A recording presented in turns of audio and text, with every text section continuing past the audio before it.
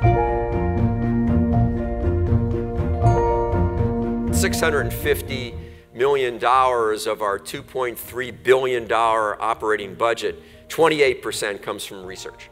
We have contingency plans. And you know what the best contingency plan is? Have brilliant scholars, to have brilliant researchers. Even when NIH wasn't increasing basically at all with sequestration, et cetera, we were still going up. We were still going up because we've been hiring and retaining brilliant scholars. I think that even if we take a little tough time for the next year or two, I'm not really worried about the future of research support in this country. It's illogical to cut funding for research, given all the benefits that the country sees from investing in university-based research. That when local, state, and federal governments want to see economic growth, that comes from ideas in research universities that turn into startup companies, that turn into successful new products that existing companies pick up and benefit from.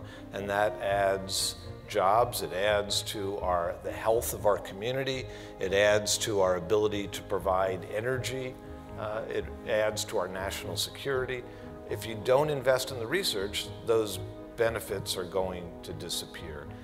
And there's no bigger payoff than to invest in university-based research. For somebody who works on access and affordability, I'm really happy that we're opening the door much more widely than we ever did in our history, and much more widely than the vast majority of peer institutions, to first-generation kids, and particularly kids from relatively modest economic background. The measure for that is, what percentage of your first-year students come from families with incomes low enough so that those families are eligible for Pell Grants. We got the official Kofi report on how we did the percentage Pell in the freshman class, and we were second of the 20 Kofi research universities. We were second at 18%. And a lot of our peer institutions had 10% Pell, 11, 12. I had vowed publicly, actually at the White House, that we were going to be 20% by the year 2020. I didn't want to wait to that.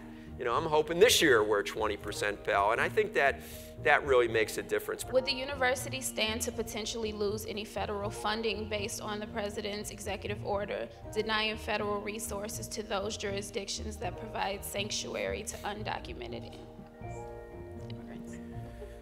It's very uncertain. I don't know who wants to take that question, but you have to do the right thing. When the first executive order came out,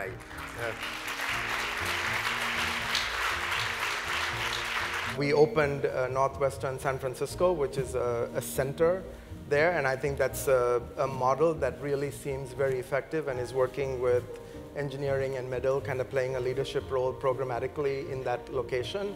So that could be a great test kind of case for how we think about other global sites. One of the proudest things that I've been part of in the decade in this office is the birth and growth of NUQ. When you meet those students and you see what they are prepared to do in changing the world, in changing the way the news and stories are told in the Middle East and across the world, it is incredibly inspiring. And for Northwestern to play a role in that, in changing the way people communicate with each other, is very, very powerful, and I'm very proud of Northwestern being much more globally engaged than we were previously.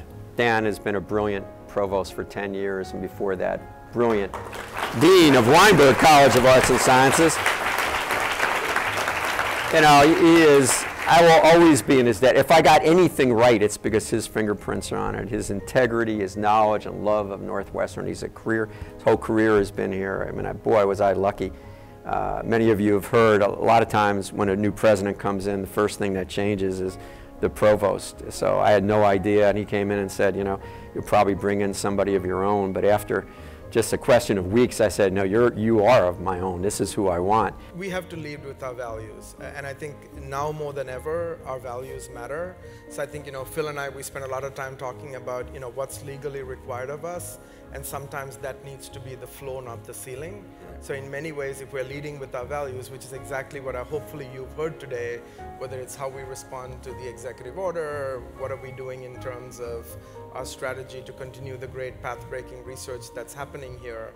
I think if we lead with our values, the world will continue to recognize us as a place where values still matter and the truth still matters. I just want to compliment the students, the staff, and the faculty for trying to envision a better Northwestern and trying to hold us accountable to create that.